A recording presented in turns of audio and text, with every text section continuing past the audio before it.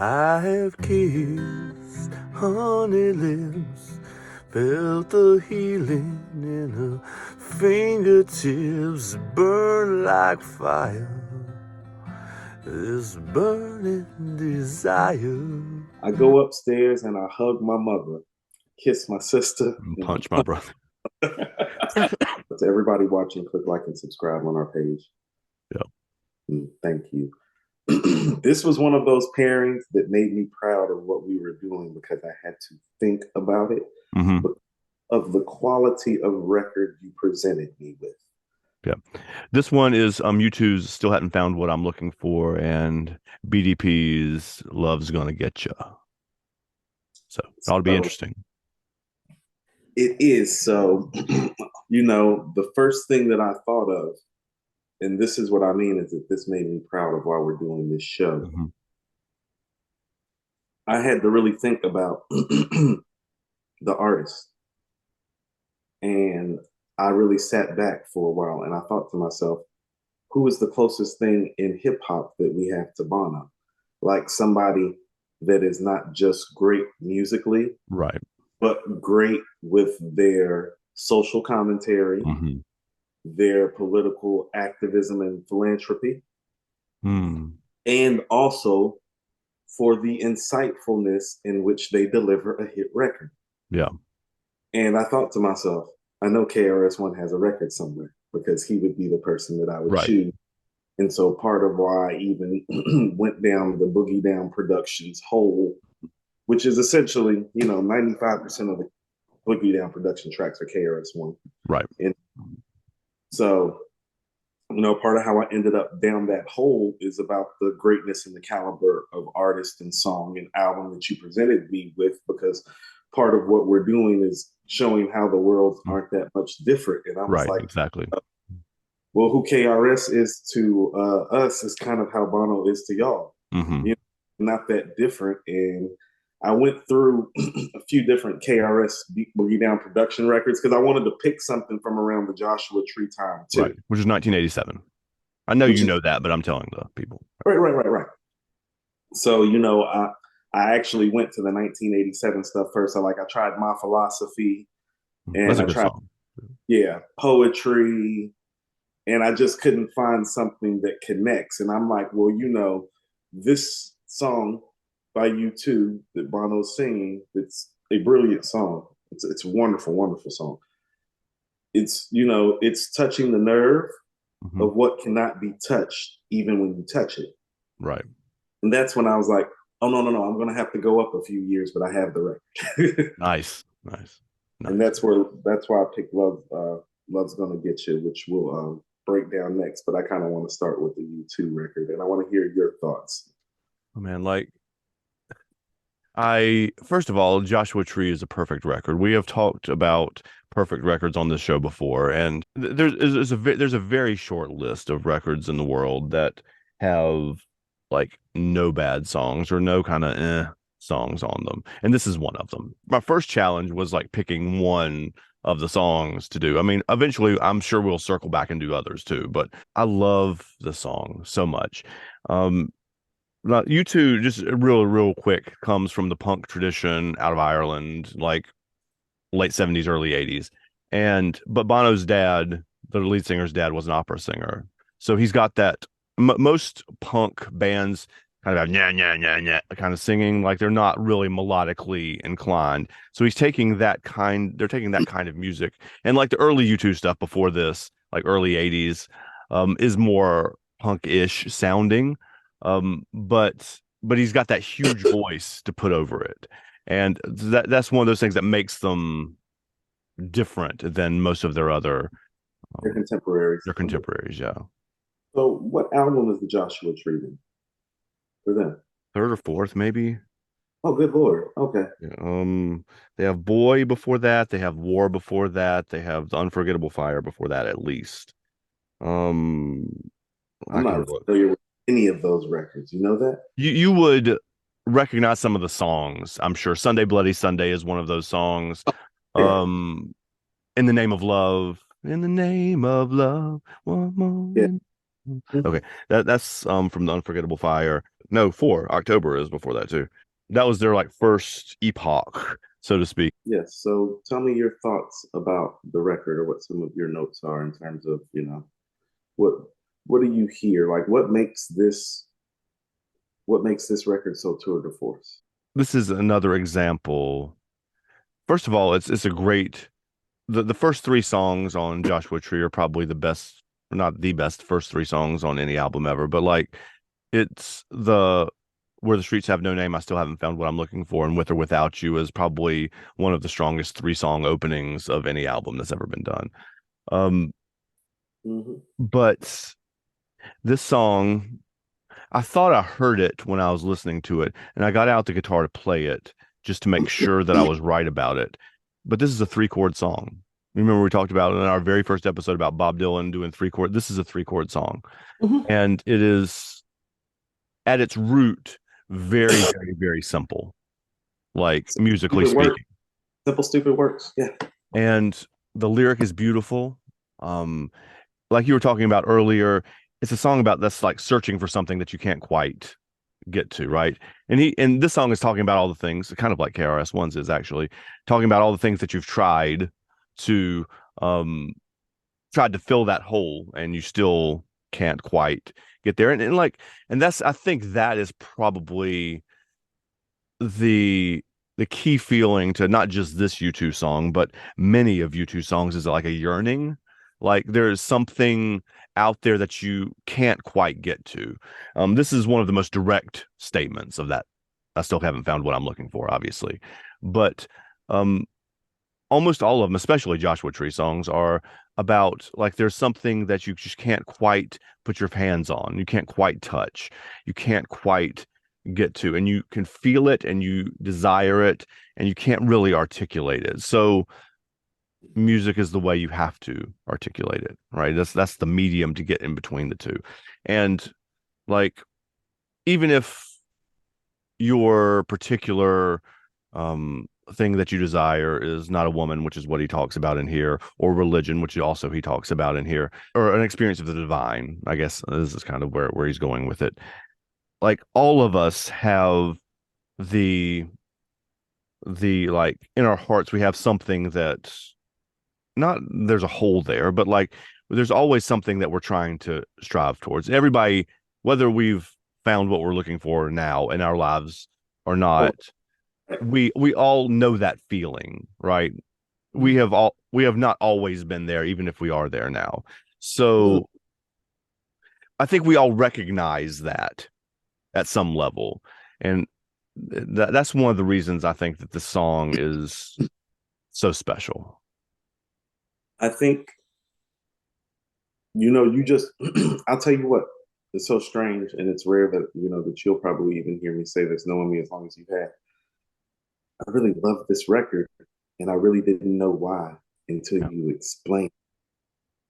And you explained a couple things about why I love the record. First of all, I didn't know that Bono's dad was an opera singer. He's got Singer. an incredible voice. Both of them. I mean, his dad did too, but like, So, but now I can hear the operatic kind of tones in the way his voice mhm. carries in Wales on this Yeah. song, and I like it. And I'm like, yeah.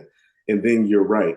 There is there's an innate connectivity to the things being said on the song. Stylistically, as far as the songwriting, I think it's a beautiful foray, so to speak, of the simple stupid into the hierarchy of deeper level songwriting and Mhm. thought. Like the record gets deeper as the record Mhm. progresses, Oh yeah. but the theme remains the same at its core. And so it's stylistically very brilliant as well. It's not just pleasing to hear, Right. brilliant in terms of how it was put together, in terms of the structure, even though it's only 3 chords. Mhm. The writing process of it is stylistically put together in a magnificent manner. Mhm. Like, if you like, because, and this is what I mean, he starts off, I've climbed the highest mountains, Mhm. I've through the fields. That's I'm simple. writing down right now. I want to make sure we got to that. Yeah. You get it. Only to be with you. Only to be with you. No, no, no, that's simple. Slightly more complicated. I've kissed honey lips. Hmm. Felt the healing in her fingertips. Still simple, That's the next step.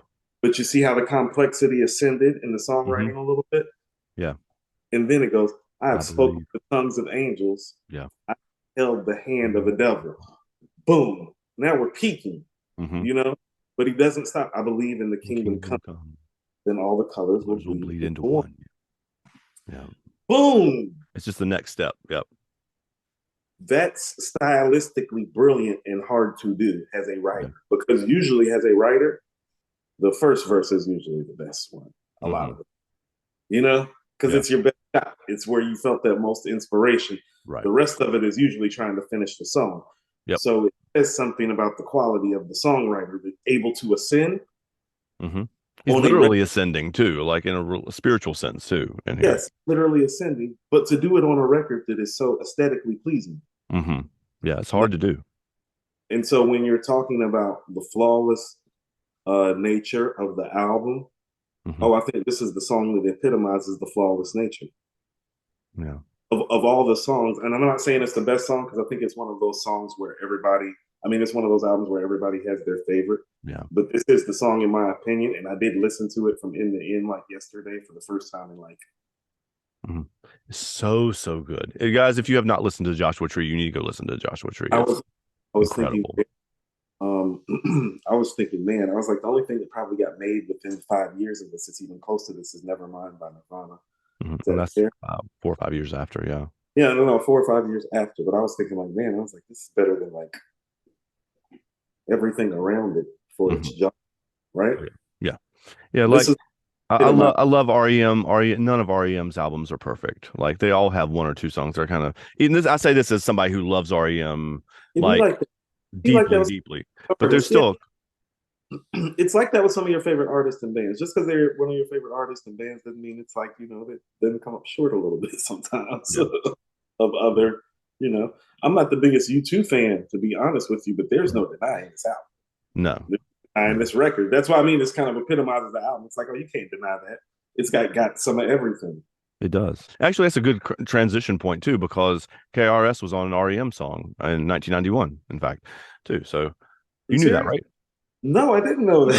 that. KRS-One, my first What's the song? Oh, song's called Radio Song. REM and It's the first KRS. song on Out of Time is the song right before Losing My Religion, actually. You want to know what's crazy about that? Hmm. KRS-One rarely does features. Yeah. So That's another one of those like politically active band kind of crossover kind of deals what's the song called? called Radio Song. What are you saying? What are you playing? Who are you obeying day after day? And oh, baby, baby, baby. That stuff is driving me crazy. Teachers communicate to the masses, sex and violent classes. Now our children grow up prisoners all their lives, radio listeners. He Oh throws yeah, on that's tosses a verse on the end of that. Yep. yeah, something KRS-One would Oh, definitely it is. It's exactly something. right, right. It's right in his pocket. Got it. Yeah. Copy. No, no. Out of Time, this is not what we're here to talk about, but like Out of Time is one of those records I could sit here and tell you every word from. Like I've listened to that thousands of times. That's one of my foundational records. I think I told the story somewhere else um on this channel, but I bought that album when I was in sixth grade because one of my friends made fun of me for not knowing what Losing My Religion was. That was my first introduction to KRS-One. That's where it connects. Oh no. I totally dig it, and I just learned something new about KRS-One from you. Imagine that. See, this show is great. So this BDP song. Obviously, I was familiar with KRS-One and Boogie Down Productions, but this is not a song that I was familiar with. So, give me a little context. What am I listening to? Love's Gonna Get You is what I would like to call your classic. Like this is when hip hop. Like think about this. Love's Gonna Get You was a hit record. Hmm. And so you have to look at it through the lens of what a hit record used to be in hip hop to a Okay. degree. It's like, no, you had to have, this is around the time where it's like, no, having a message, Hmm. some social consciousness Yeah. is really, you can see it, you can feel it. And I think it's all over music from that era. You can look at the Joshua Tree from U2. You can look at Prince with Sign of the Times. You can look at Boogie Down Productions and Public Enemy, you know? Mm-hmm. So this is just that time of the consciousness. It's the song that I feel like connects in our community most to that striving and searching. Mm-hmm. And what it really is, it's one of KRS's best story, It's a great but story. it's a great story. It shows how poverty and inner city angst Mm-hmm. unravels the Black family. Yeah. I mean, it's a masterful record. I mean, it's one of his 10 best records, in my opinion, and that's saying a lot because He's got a lot. He's got a lot of classic stuff. I mean, he is the holder of one of hip hop's 5 best catalogs, in my opinion. So Wow. to say that this is one of his 10 best records, that's what I mean. Is like, no, no, no. If you're not familiar with KRS and you're not familiar with this record, like think U2, think Bono, think the Joshua Tree. No, no, no. It's at that level. It's this level of record in our culture. Okay. And this is what I mean is this regular level of record in our culture. Much like I still haven't found what I'm looking for. Mm-hmm. Love's Gonna Get You doesn't get played today as much as it should. Much like that doesn't. Yeah. Because I listen to other stations and hear other stuff, and neither one of these records really get played like they should. Right. You know? No, you like hear With or Without You from U2's Joshua Tree much more often than you hear this one, which is also a great song, but right. So that would be my thing. This is one of those things I want to hear your questions or your thoughts about this one because I know that you have plenty. Is the fascinating part for me, or there's several fascinating parts. He's contrasting love for material things with love for family, right? I mean, that's the setup. That's how he sets it up at the beginning, and that's kind of the story too. That's the right? poverty. That's what the poverty does to you psychologically in the Black community, though. So that's the first thing. Like part of why that juxtaposition is happening, because it's like, no, that's that impoverished environment psychologically affecting you, that these are your morals and your views and how you view them. Like the situation where he gets to like, you know, the mother kind of figuring out what's going on. Right. Things are better, so she's cool with it. Effects of poverty. Yeah. Compromising of morals because, well, you're tired of hurting, you're tired of struggling, you're tired of lacking. Yeah, he sets it up at the beginning, like not just I'm going to go do this, like deliver these packages for this guy. I mean, that's how he gets into it, obviously, or the narrator gets into it. But he tells you, but right before that, I'm working 3 jobs. I'm doing I'm hustling. I'm doing all of these things and trying to make a go of it in a legal and like honorable way. And it's just not. It's a beans and rice life, man. Yeah, and this is what I mean. He breaks it down in an unraveling fashion, and this is part of why I chose these records too. So, on still haven't found what I'm looking for. Ascends. And this one descends. You're right. And if you notice, this explanation of love is a descension. You see how we look at love differently in our communities. Yeah. Bono's searching for love, and it's an ascension of higher thought, of higher feelings, of higher progress. Our thoughts of love are descending and nefarious and troublesome and problematic. Listen to how he starts off. Forget the rhymes. I've been telling you all the time, you know, love, that word love is a very serious thing. He's letting you know how love affects us immediately. Yeah. And so listen to the dissension. It literally starts off, I'm in junior high with a B+ grade. At the end of the day, I don't hit the arcade. I walk from my school to my mom's apartment. I got to tell suckers every day, hey, don't start it. So he let you know, it's like, no, I'm staying away from the gangsters and the guys. I'm actually going to school. Doing well. Paid to make. I'm doing well. I got a B+ average. I'm almost an A student. I make honor roll if I keep this up, you know? He's giving you that glimmer of hope with the B. See, he doesn't make it a perfect world. He's giving it realistic. Like this kid should be an A student, but probably because of the environment, he's a B student. really trying and really fighting. He's almost there. Mm-hmm. I've been that student. Yeah.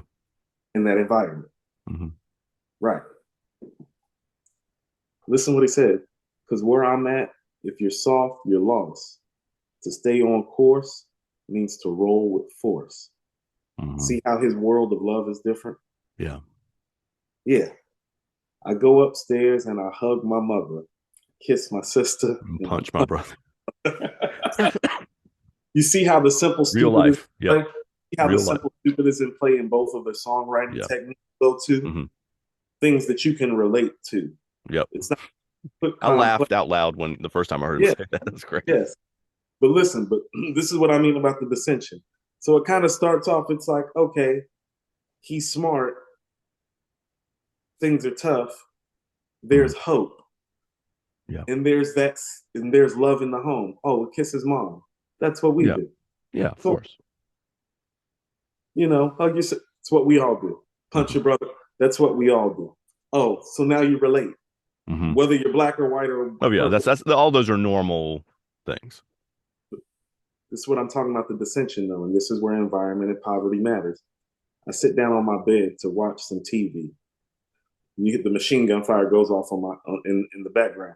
Do my ears deceive me? No, that's the fourth time this week. Another fast brother shot dead in the street. You know, so it's like immediately it's like it's context. Oh, it's context to let you know. Now you get understanding why that B grade may not be an A grade. He might just, you know, like homework might have stopped that night because work. Yeah. Right. And so he goes. So now you know the characters of the story. Mm-hmm. Now he breaks down the characters, which is essentially him, his mother, his sister, and his brother. Right. All of the relationships when he describes them are related to the impoverished situation. Mm-hmm. You know? Yeah. And so that's where the love and the family and the poverty and the illegal activity all start to get mixed. Because now, this is what I mean about the psychological ramifications. It's the rationale. My mom goes to work cold busting her ass. My sister's cute, but she got no gear. Mm-hmm. I got 3 pairs of pants, and with my brother, I share. Mm-hmm. With 1.5 pair of pants, you ain't that cool. You know? Yeah. But there's no dollars for nothing else. You hear that? There's no dollars for nothing else. I got beans, rice, and bread on my shelf. See how it starts descending? It's like, so now you know, hold on. It's like, all right, so this kid has to deal with almost being jumped every day when he's going home from school. His mom works a job where she's not making enough money. Her sister has less than stellar clothing, even though she's an attractive woman. Guys aren't talking to her because she doesn't, you know, look as presentable due to the impoverished situation. He and his brother, because there's 2 of them and only 1 of her, he's letting you know it's like, well, my sister ain't got no gear, and by breaking down the pants situation, he lets you know for me and my brother, it's worse because there's 2 of us as boys, so there's even less of us to share. At least she has her own clothes. Me and my brother have our own clothes. And then he really lets you know the economic situation because, you know, and this is what I mean. And you know this, Andrew in the Renaissance, to be full figured, spoke to affluence because it means that you were wealthy. That's why you see fruit in a lot of the pictures. Mm-hmm.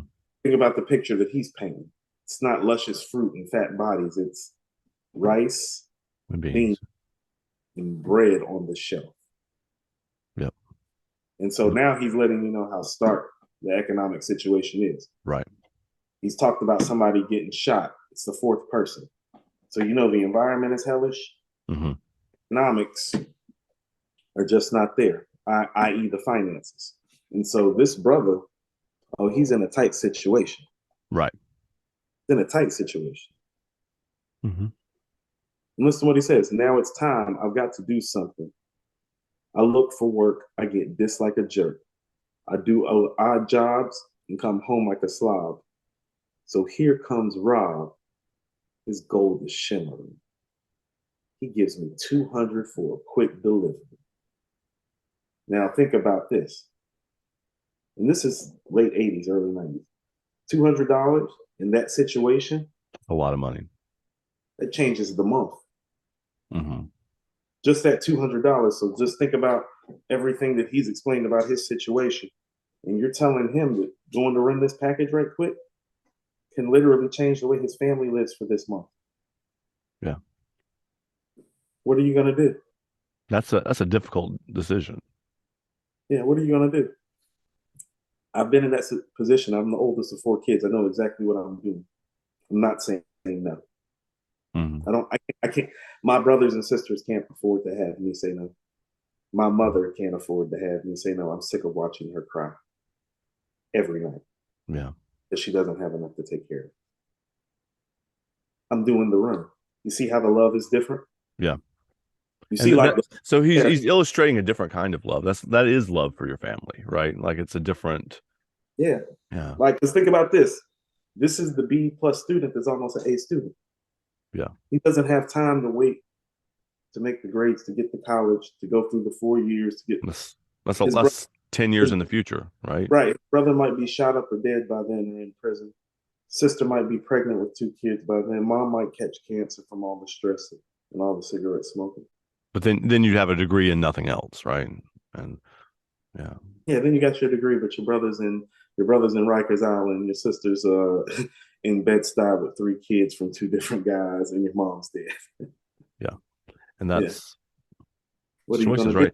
do? That's one of my notes actually. Is it worth it? Like, is it because I mean it's also about because the song, like you said, is also about searching for something beyond beans and rice life. Like this is Yeah. a This is the difference. and I think he's asking whether it's worth it. No, that's why he's asking, well, what am I supposed to do? That's why I'm asking the question. It's a never-ending question. But the name of the record is called Love's Gonna Get You. Do you hear the love in here? Listen, It's beautiful because like in my world, this is not like how love would be expressed necessarily. Like right. but like when you explain it and break it down and I look at it like I love my family. This is the ultimate show of familial love. That's why sacrifice, right? Right. Sacrifice of self, sacrifice of safety, sacrifice of future. And listen to what it's for. I do it once. I do it twice. Now there's steak with the beans and rice. Exactly. And then by the beginning of the second verse, he's got an Uzi and his brother's got like that's the thing. Got myself a Uzi and my brother. Right. So it is escalating quickly. That's what I mean. See, the trouble is escalating. Right. But he's descending. Right. Exactly. Somebody who we never intended to be. Mm-hmm. See, this song is so beautiful because it explains to an outsider what exactly happens to a young black man who gets quote unquote called a drug dealer. It's beautiful, but it's horrifying. Yeah. And the reality of it is all too real. It's a different type of love. It's the type of love that exists in the veil of the black community, the W.E.B. Du Bois often talked about. Mm-hmm. In the Talented 10th, Reconstruction Era, Souls of Black Folks, all that rhetoric. Mm-hmm. This is that rhetoric come to life in, modern day times in a lot of ways. Yeah. It's beautifully done. My mother's nervous, but she knows the deal. Mm-hmm. See, she's worried about him because what? Because she loves him. Yeah. She's worried because she loves him. If she didn't love him, she wouldn't be worried. She'd be like, thank God. Stress off my. Now she's stressed, but now she's stressed about something different. Yeah. And stress isn't food or clothes or shelter now. Safety. The stress is changing. The love is changing. It's also an illustration that there's no way that I mean, obviously having kids is a stressful experience, but like in this world particularly, there's no way out of a horrifyingly stressful situation. Like you can shift the stress from survival, like food and shelter survival, to like somebody's going to shoot at you survival, but like it's still going to exist no matter what you do. It seems to be what the argument he's making is. Yes. He literally says, my family's happy, everything is new. Now tell me, what the fuck am I supposed to do? Like, he's asking society, he's asking the America that's judging him. No, no, no. Tell me what I'm supposed to do. Yeah. He's like, what, because what would you do if you were me? And this was your sister, and this was your brother, and this was your mother, and these were the conditions that you were living in, and these were the threats and the problems and the circumstances that you were faced with. Right. What would you do? It's like, you call us animals, but it's like, what would you do in this animalistic environment, though? How would you respond? So when he's saying, tell me what the fuck am I supposed to do? He's like, no, no, no. Give me a better way out. Right. Give me something different. I look at what's going on. We're impoverished. We can't wait 10 years. Right. We've already made it this far. We can't wait much longer. Then he speaks to the materialistic side of it. You see, now they're removed from poverty. But now the love is different. But because of the poverty, this is the love that he knows. You know, like that's where the love is different. He might have had a love for academics in school, but it's like, no, now he has a love for doing this because this changed the situation for him. Right. You love what changes your life. It's like, oh no, he was eating beans and rice and bread and now you're eating steak. No, you love that. Yep. If your sister had holes in her shoes and now she's got the new Jordans before everybody else does, you love that. Yep. But that's not the point that he's making, I think, as you're explaining it to me, is not that you love the shoes or the dealing, but you love that you're able to make your sister happy, right? Yeah. Like that's the core of this message. Yeah, the core of the love has nothing to do with the illegal activity. It has to do with the love of your family. You're not hustling. You're not hustling for your first name. You're hustling for your last name. Beautifully said. Yeah. That's what Dame Dash said infamously one time when he was on The Breakfast Club. I don't hustle for my first name. I hustle for my last name. This is about the last name hustle, not about the first name hustle. But listen to what happens. And this is what I mean about how, well, he's different now. Got myself in Uzi and my brother Anon. First of all, that got sampled by Dr. Dre on the Chronic. Okay. I was about to say, it sounded familiar. That's where it comes Okay, that's where I knew it from. Okay. Yeah. It's the day the niggas took over. It's the song right before Nothing But a G Thing. Okay. Yeah. So listen to what he's saying. Listen to how he's changed. He starts off as this kid that's telling, literally, the song starts off, first verse, I'm a B+ student. I'm telling these gangsters from my block to leave me alone. Business is booming. Everything is cool. I pull about a G a week. Fuck school. Yep. And it's quick changed. Like that's like a minute and a half later in the song. But truthfully, that's how it happens in real time. It literally goes from, you do a couple runs and before, a week or two. So like a verse or two. Yeah. This ain't like 2 years down the road. It's like, nah, it's like 3 months later. Yeah. This is the same school year. He's saying fuck school. He's still in school. Yeah. This didn't take long. You know what I mean? And you're telling him that this is all he has to do to change his life this fast. It's like, yeah, okay, I'll do that. That makes my sister happy, makes my brother happy. My mom don't have to work. She don't have to stress. Oh, all the girls love me because now I got nice gold chains, dapper and outfits. You know what I mean? Hard to say no. Yeah. There's something out there that you want, right? I mean, it's the same thing. It's the ethos that connects the two songs. Still searching for something. Because look, you see how it keeps, the problems are ascending because the lust for things is ascending. Now, see, first he just wanted his sister to have some decent clothes. Right. First he just wanted to put some food on the table. Now it's got myself a Uzi and my brother a 9. Think about the fact that he has money to buy the weaponry. Right. Before it was just buying steak and a couple things of clothes. It's like, no. He's buying artillery now. He has thousands of dollars. I have climbed highest mountains. I have run through the fields only to be with you. Only to be with you.